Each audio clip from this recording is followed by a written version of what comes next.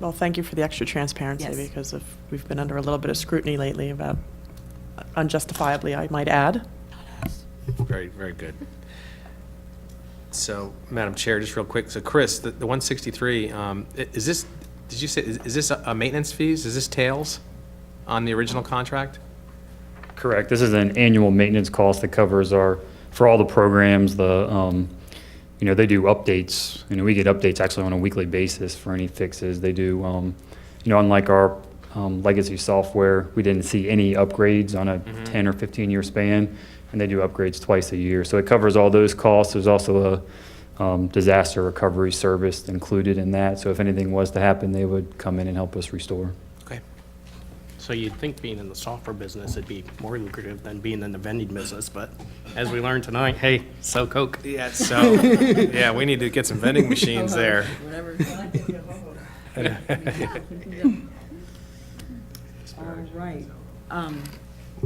All right, moving on to our staff reports. Do we need? Yeah. Are you okay? Yep. Do you need it, or are we good? Since you asked. Normally, I would not ask you to move it unless it was necessary, and I will just give the caveat of, technically it's due, but they've given the flexibility that they're not going to cut our service off. So if you were to move it, it means we could pay it according to the terms, but they've already said that it's not a big deal if we don't pay it until the next board meeting. So there's my caveat. Dr. Benson, do you have a preference? If I could get the board to move that to action, that would be great. Okay. Madam Chair, I'd like to move 11.07 to action. Second. It's been moved and seconded. All those in favor of moving this to action, please say aye. Aye. Any opposed? Madam Chair, I'd like to move to approve 11.07. Second. It's been moved and seconded. Any further discussion?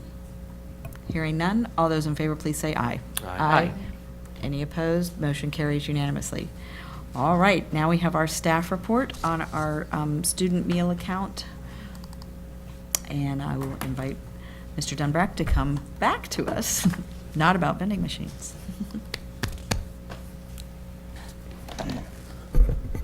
Madam Chair, fellow board members, Dr. Benson, I was asked to put together some information on our account debt policy and our modified meal policies that we have in place. So our current policies for account debt, our students are allowed to charge a meal to their account if there are any insufficient funds.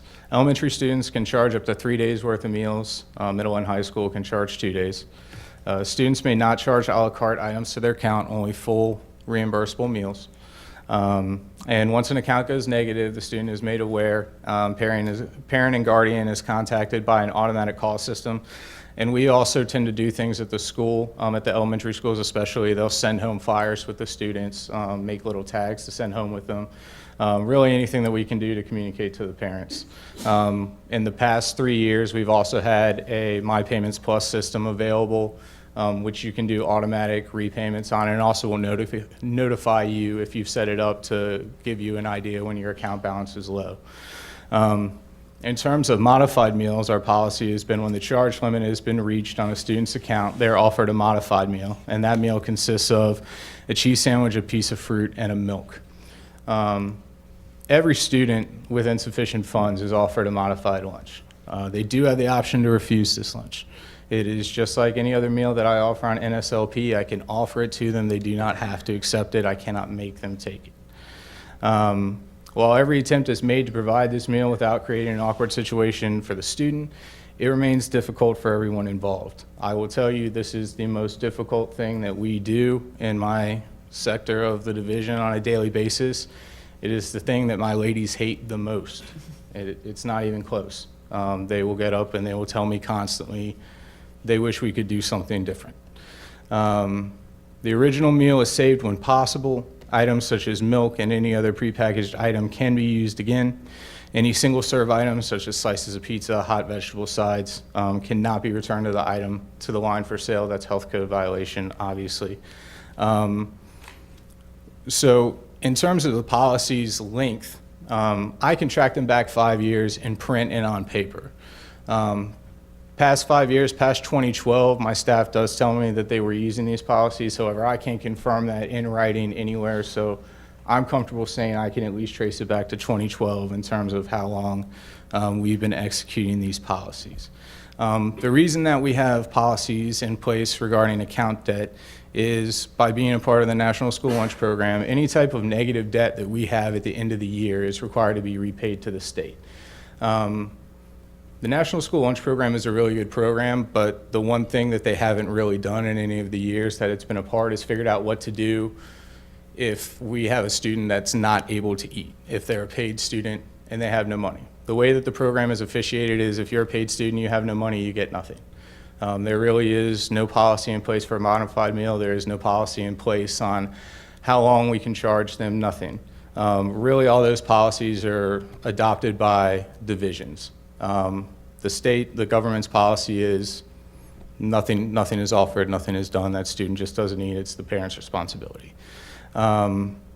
Obviously, that's kind of the antithesis of why I'm here and why my folks are here. We're here to feed the students. So policies like this have been put in place to try to kind of bridge that gap between what we know we need to do and kind of what we're required to do by the restrictions of the program. So when we start to talk about financial impact of these things, in terms of account debt, for past school year 16-17, we owe just over $1,300 to the state of Virginia in unpaid account debt. Last year, it was just under $2,500. Now, the 3 years before that, we were $10,000+ each year in unpaid debt.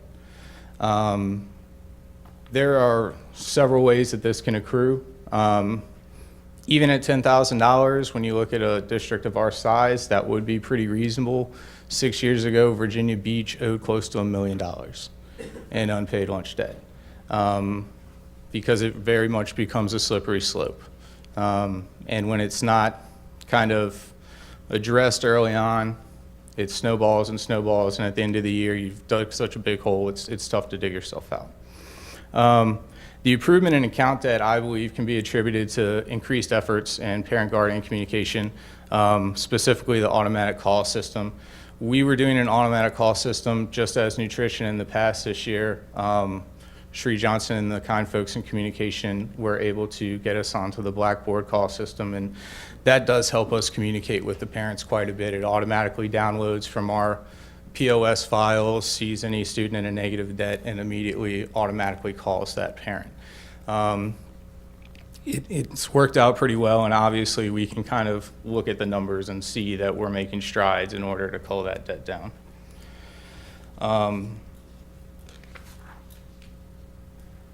So per month, school nutrition extends for roughly $4,000 in credit for students with insufficient funds. So every month, we're extending about $4,000 worth of meals. Now, obviously, we're getting some of that back towards the end of the month, but it's never necessarily clean. Different months will vary. Sometimes we'll be more than $4,000 in debt. Some months will come up positive. But we usually are right around the $4,000 extended in credit in meals every month. We did a survey of school principals to try to get an idea of what type of assistance we're getting from faculty, staff, administrators. I don't have to tell you guys this, but we have awesome faculty, staff, administrators in this county, and they very much so take a personal kind of stake in these kids, especially when they know that they have a financial situation or they might not have an opportunity to eat. They don't want them to get a modified meal. A lot of people step in and pay it out of their own pocket or out of their lunch account. Based on a survey of principals in the district, we're looking at about 3/4 of the schools in the district that feel that they have faculty, staff buying meals for kids. Based on the principal's assertions, they're purchasing an estimated 500+ meals per year, equating to an estimated value of just over $1,200 in additional support for students that we're getting from faculty and staff throughout the district. In terms of modified meals, in terms of a cost per meal, we're saving roughly 11 cents per meal by issuing a modified meal. Now, that doesn't really seem to add up, and it doesn't. In terms of a true food cost, if we're just talking about what does a regular lunch cost me and what does a modified meal cost me, a regular lunch costs me about $1.91. When I add in my labor, everything, part and parcel, everything out the door, $1.91. A modified meal is really only costing me about 97 cents, part and parcel out. But the problem becomes the piece that we talked about where I can't use any single serve item to sell again. When policies like this came out, the NSLP was pretty new, and most of the products that we were eligible to use were prepackaged, pre-manufactured items that were very easily put back online. Obviously, we've tried to go away from that the past couple of years. Over 80% of the items that we personally are making in Stafford County are from scratch items that we're making. We batch cook, we don't do anything in bulk, so we really try to watch our food costs, and in doing that, we tend to make items in smaller batches. So those items we can't save, which is going to inflate the food cost of our modified meal. So at the end of the day, when you account for what I'm not able to reserve, we're really saving about 11 cents on that meal. Last year, 16-17, we served an estimated 2,300 modified meals at a cost to the district of $4,140. One of the things that I was a little bit concerned about when I did my initial review when I started is we were not tracking modified meals previously. So for the past 5 years when we were offering modified meals, we had no number associated with that. So when I went back to research it, it was a little disheartening because I can't really put a figure on it previously. I can only look at it from this year when I added the buttons, so we could begin to track those numbers. 2,300 meals is quite a bit. Just for context, we serve about 12,000 meals a day as a district. So 2,300 meals, that's a lot. Really, when you think about the amount of meals we're serving, that's a very good ratio for our district, especially with a free and reduced percentage. We're not terribly high, but we are a little bit higher than some of our constituencies, Fairfax, Prince William, Loudoun. So that's a very, very respectable number. And again, part of that is from the teachers that we have that are participating to get kids to avoid these meals. We have a lot of PTOs, a lot of organizations in the district that are also supporting these kids. Again, we have a great community, so this number also is a little skewed because it could be much higher if we didn't have the local support that we had. So in terms of a proposed policy change, in terms of modified meals, after speaking with my team, we're proposing temporarily eliminating the modified meal policy for 17-18. Students will receive a standard lunch regardless of financial situation. Now, we will not be charging these meals as we normally would. We will do it as a true modified meal. Initially it was thrown out, maybe we just continue to charge them for these meals instead of doing a modified meal policy, but that's a hole we might not be able to get ourselves out of once we kind of go down that rabbit hole. At the end of the 17-18 school year, we will analyze any negative financial impact that may have been suffered as a result of this change and reassess for 18-19. In terms of account debt, in terms of the policy to limit charging at the end of the school year to minimize additional debt, the decision was made to discontinue it for school year 17-18. This will also need to be analyzed at the end of 17-18 to make sure that it's a sustainable policy. Now, the one thing on account debt is because the state is requiring us to pay our debt, we do have two options in terms of what we can do with that debt. Once we pay to the state, option A is we forgive it. It goes away, it clears the books. Option B is it stays on a student's account until we collect it at some point. Stafford as a district had made the decision when they went on National School Lunch Program to pay the debt and forgive it at the end of the year.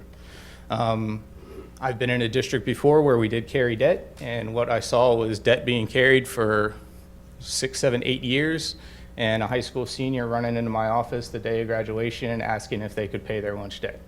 Because they had not eaten lunch since they were freshmen in high school, they owed debt, it had carried for 3 years, and they were being told they couldn't walk at graduation. That's certainly a way to eventually get the money back. The thing that we realized is it became kind of an accounting nightmare because every year we were carrying over these massive balances that we were then trying to keep track of and get the money back for. If you look at this year, $1,300, that's easily something, if we need to, we don't need to go after students for. We can absorb something like that. It's when it starts to get into the $10,000 plus, if it were to get that way, where it would start to be difficult for us to absorb as a division.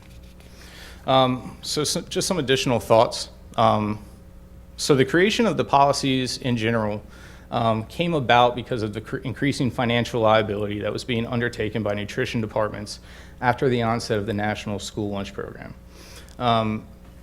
So the modified meal in its inception was never really meant to be a punishment. What nutrition directors found was that sometimes they had to do something a little drastic to get through to the parents. Give you a little story. I tend to call parents if I see a student eating modified meals for more than 4 days in a row. I like to reach out to them specifically, see if there's maybe a situation going on that we can help with. There's never been a parent that's called my office that's been in a financial situation that we haven't taken care of. I called a mother this year. I noticed your son had eaten modified meals for 6 days in a row. I just wanted to know if there's anything that we could do to help. The response was, well, I don't want to pay for lunch. He likes cheese sandwiches, and I know you'll give them to him for free. So why would I put money on his account? It's certainly a point. But most of the parents that call me about a cheese sandwich are infuriated and immediately want to know why their student received it. But the next thing they do is ask me, how can I clear up this debt and put money on his account so it doesn't happen again? Do I really want to put a student in that situation in order to get the debt? No, I don't. I akin it to my ladies. I'm kind of a sports guy. I watch a lot of sports. It's an NCAA infraction. This is lack of institutional control, and instead of going after the people that actually did it, we are going after the students that weren't there, and they're losing scholarships and they can't play in a bowl game. And it had nothing to do with them. Really, the modified meal policy was more about parents than it ever was about students. In terms of budget, we do budget for this stuff. I do put money aside for account debt. I do put money aside to cover modified meals. It's going to happen. We know it's going to happen. I want to make sure that we're prepared for it. But I don't budget a large amount of money. I think we have $10,000 total for the year, and usually we end up diverting a balance of that to cover some equipment at the end of the year. As we begin to amend policies and increase our financial liability, we need to look at additional methods that can be used to collect on student debt. Some options could include holding student records, report cards, or policies similar to collecting on library fines. Again, I think when we're starting to talk about ways that we can try to curtail some of these policies while still getting the outcome that we're looking for, we need to be a little bit more creative in terms of what can we do that's going to get through. Because again, we carry a lot of debt, and while we have fantastic parents that don't want to have any debt, we also have a lot that somewhat take advantage of the system. And I've had ones call me before specifically knowing how many meals their student can charge. Well, my son only got 2 breakfasts and 3 lunch. He can get 1 more breakfast. So they're very aware of the program. They're very aware of what we do, and they tend to use their powers more for evil than they do for good when being informed on what we're doing. We just need to have some type of policy in place, whatever it may be, to make sure that we don't put ourselves into a huge financial liability where, at a certain point in time, we might not have the funding, and then I'm going to be up here asking you guys if we can add more money. And I'm pretty sure I already know how that discussion would go, so we'd like to avoid that at all costs if possible. But again, really my job and the way I look at it is I'm here to feed the kids. My ladies are here to feed the kids, and we're going to do whatever we can to do that. So that's really, our main goal at the end of the day. So I welcome any questions. I'll be happy to answer anything I can. Madam Chair? Yeah. First, I want to say thank you for getting rid of the modified lunch, because I'm going to make a confession here that I was one of those parents that was, oh my gosh, I know my son came home and told me I was running low on lunch money, but guess what? 3 days went by, I completely forgot, and he's calling me at work, and he's screaming at me.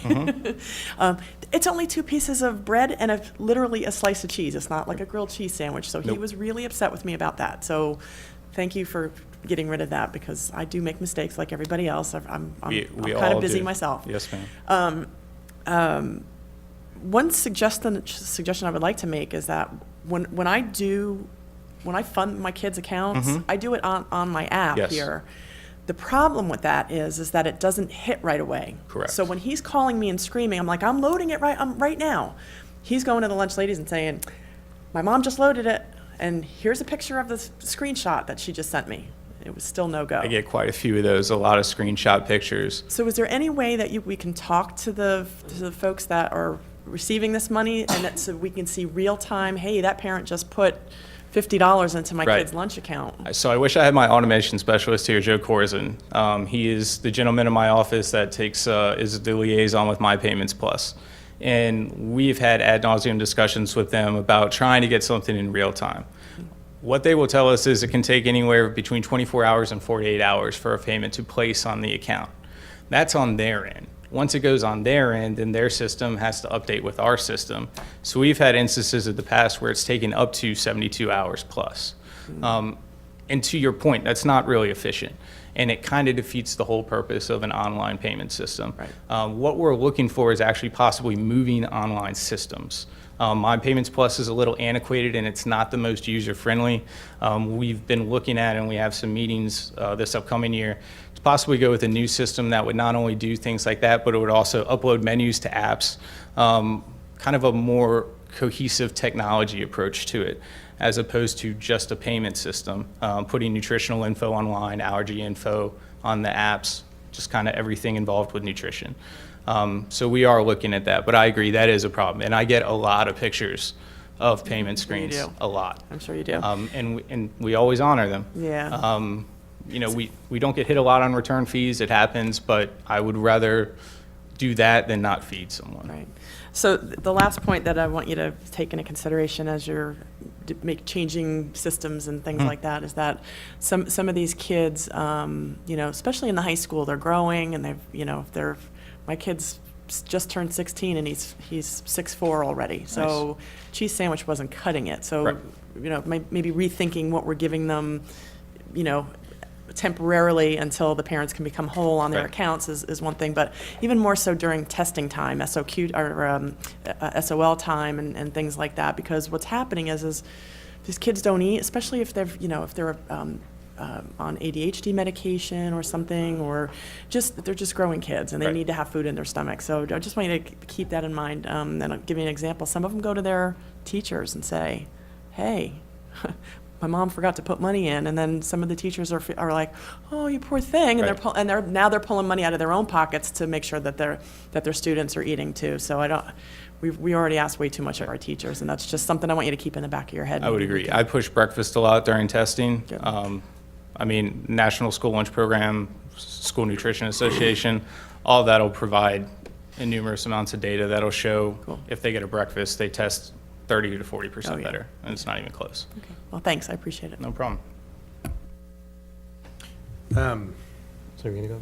I was going to yield to Mr. Hirons because he brought it up. His idea to begin with. Yeah, he brought this issue up, and so necessarily, but because I want to thank Berkeley, and I think this is the first time you've really been in front of us. You've had a couple of agenda items over your tenure here, but this is the first time, and great presentation, really good analysis, and I think I started this off by either emailing you directly or Chris and Bruce, and it ended up in your lap.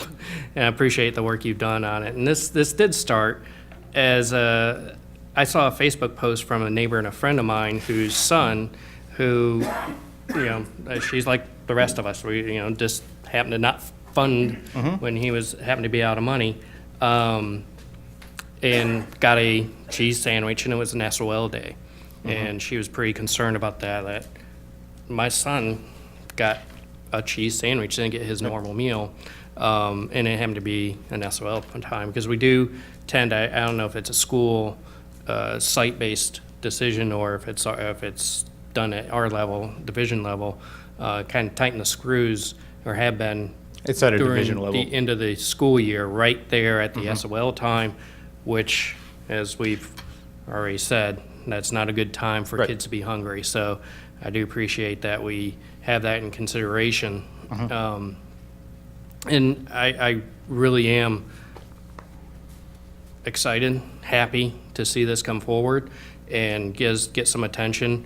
You know, I think most of us probably seen it on social media. It's kind of becoming a national trend as well. Absolutely. To take care of this, so kids are not hungry during the school day. I think what I'm hearing in this presentation is that there are going to be some policy changes necessary.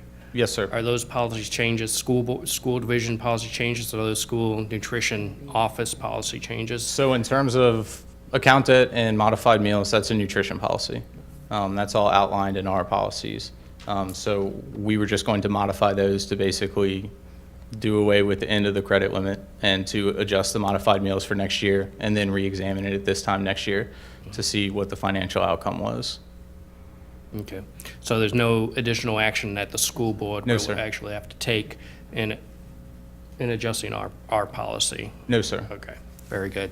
I want to make sure. I did get an email from our reporter from Freelance Star this afternoon asking about it, and I said, I think it will probably require some policy change. It could be 2 months before we actually adopt that policy change, but I think you just heard the correction. Yeah, we're and, gonna put it in our handbook when it goes out to our folks, so we'll start it at the beginning of the year.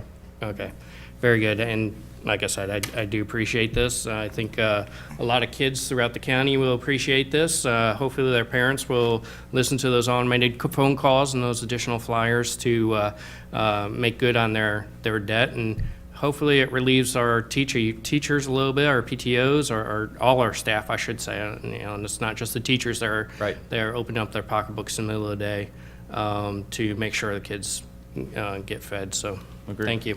I think this is a good thing for the county. Ms. Healy? Oh, sorry. First, I want to thank you for what you do as a nutrition, office, and your ladies, and all the money that you save for the county, because there's a lot of things that you pay for in our kitchens that really, I think, should come under the responsibility of the school board, when you buy a new hood or something like that. So thank you for that. You can go to Drew and see our new walk-in. It's Yeah. beautiful. And we're getting some of these kitchens air conditioned too, slowly but surely. And as a parent, I'm very happy to hear that kids won't be getting cheese sandwiches. Not that there's anything wrong with cheese, but it's embarrassing, for a child. It's difficult. To get that, and I'm sure it breaks your ladies' hearts too. But I do have one suggestion. When you change your policy, I would suggest that you put in that this is a pilot program. We're going to try it for a year. It's going to be evaluated, and if it, after the evaluation, the decision will be made on whether to make this a longer-term change. That way, there may be less likelihood that you're going to have be taken advantage of. Right. I mean, there's going to be some that are going to say, "Wow, free lunches next year," but we do have to pay our way, and certainly we don't want to end up like Virginia Beach with Yes, ma'am. That kind of debt. If you have that in the policy, then I think there's more likely people will step up to do what they need to do in terms of paying their bill. Yes, ma'am. I know, I'll always remember going to school in high school, and my daughter's friends would say, "Thank you." They call me Mrs. Lemming because that's my daughter's name. "Thank you, Mrs. Lemming, for buying my dessert." And I'm like, "What?" And they said, "Oh, yeah, Sarah buys us all dessert." Because I would put a big chunk of money on. And then I'd kind of wonder why it went so fast. Well, I was buying dessert for everybody.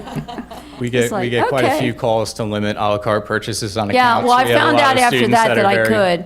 But, I guess dessert was important, at some point. We have a lot of generous students too, and their parents don't like them to be so generous, so they call us up and ask them if we can limit Well, their spending. once I found out, I did say, well, let's cut back on some of those desserts. Up being a kid of a school board member, I got the same deal. Yeah, well, anyway, but thank you for what you do, and I think this is a great proposal. I'm so happy that this is, going to go through, and I do pray that, people do what they're supposed to do and, you know, and pay those bills so that we can keep it Yes, ma'am. in place.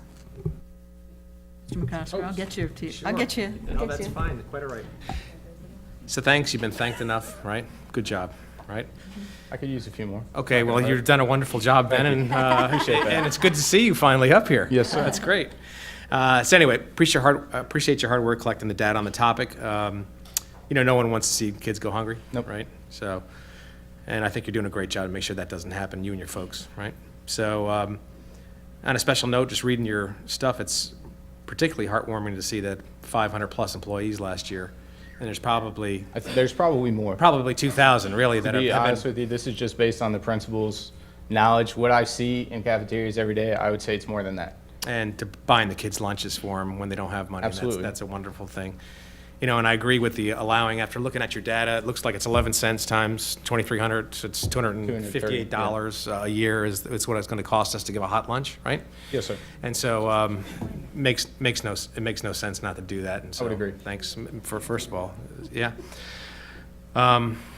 It's a good start. I think Mrs. Healy, I was just trying to get to what's your next steps from a board. Yeah, so I'll give you my where your next step should be, and getting with the senior staff is actually write the policy, right, and write it the way you think, and with those things in there that you think makes sense and that we can support as a pilot, which is a good Mrs. Healy, which is a good thing. And then come back to us at a work session. And so give us not only the policy briefing, but also give us the another rundown on the total costs of the school feeding program, the school nutrition program, which I think is a wonderful, it's a very detailed briefing, but I think that, you know, it's a little bit of money, and I think we would enjoy knowing what the kids are getting and what it's costing. Because I did some research on, well, you know, how do you make school nutrition more lean, and how do you not? And lean is in that we used to have some nutritional requirements that the kids were throwing out. Yep, absolutely. So we were feeding kids, you know, 3 lunches or 5 lunches a week, and 2 of the lunches were going in the garbage because no kid wants to eat beets and right, and broccoli. And A lot of schools now are putting communal tables in their cafeterias to take any of the excess items that we might have to have a kid have on their tray, but then they might not want to eat any whole pieces of fruit, cartons of milk, anything like that. Right. A lot of the schools are putting them on extra tables, the staff, not my folks, and then distributing them to kids in need. Yeah, Take no, them that's home. those are wonderful ideas, and I know Dr. Benson had mentioned, and we had been talking for about a year and a half now about a trash can audit. You know, what's getting dumped? A lot. And if it's a lot, and there's you know there may be some so down the road, kind of you know phase 3 in this operation, right? You know, policy change, brief us on what's going on, and then maybe, hey, how can we make this better? So anyway, hey, thanks for the briefing. Good job. Appreciate it.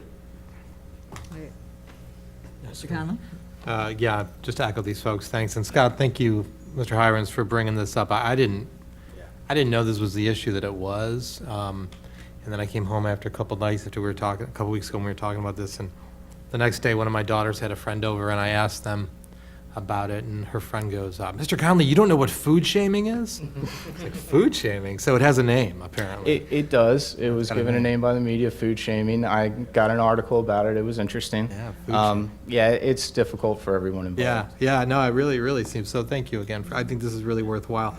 Just a quick question, you know, looking at the costs, and, you know, the whole concept of just eating the debt, have we looked at all at possible public donations or anything like that, sponsorships to kind of pay this debt off at the end of the year? So I looked at that at the end of this year in terms of donations. We had some people that began to call me around the beginning of May asking what they could do to help out. Now, per the program, I'm not allowed to identify a particular student in need or say one school can get something over another in terms of this school has a higher free or reduced percentage, so let's give them money. But what I can do is take any donations that anybody wants to give and apply them to our negative debt at the end of the year, because I'm not selecting a student and I'm not selecting a singular school. It'd be the county debt. Correct. Yeah. And that's what we tried to do this year. We didn't get a lot this year. I think we got around $300, but any amount helps, and we just directed Are it. these individuals, or are you talking to local businesses? These and- were individuals that had reached out to me. I had a couple local businesses that reached out to me, but they didn't follow through. But I had a couple individuals that did reach out.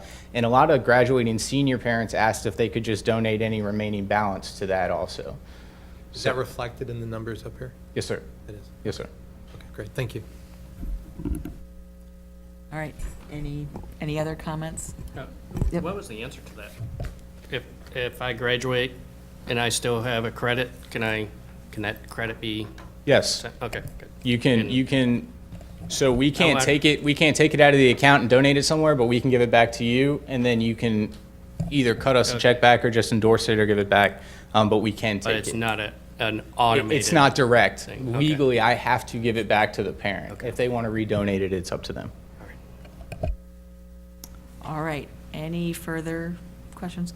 Again, like my colleague said, thank you so much for great briefing. We look forward to hearing how the pilot program goes throughout the year, and I think this will have a great impact on our students and our staff. Hope so. Thank you very Thank much. you, folks. I appreciate it. Yes. For everything they do. I- And the I- gentlemen, I know you have a few, but have- those ladies are I amazing. have 5, including myself. They are Out of amazing. 300. So we are a small thank them minority. as well. I will. Thank you so much, guys. I will announce our next school board meetings, then we will go into closed session. Our next meeting will be September 12th and September 26th as of right now, hoping that there will be no need for any meetings in August. However, our clerk will notify us if we have a personnel or something we need to do before the. All right, Mr. Hirons, can you read us in? Pursuant to Section 2.23711A of the Code of Virginia, I move that the Stafford County School Board Committee in closed meeting to discuss or consider personnel matters pursuant to the personnel exemption at Section 2.23711A1 of the Code of Virginia, 1950 as amended. Is there a second? Second. Been moved and seconded. All those in favor, please say aye. Aye. Any opposed? All right, we are in closed session.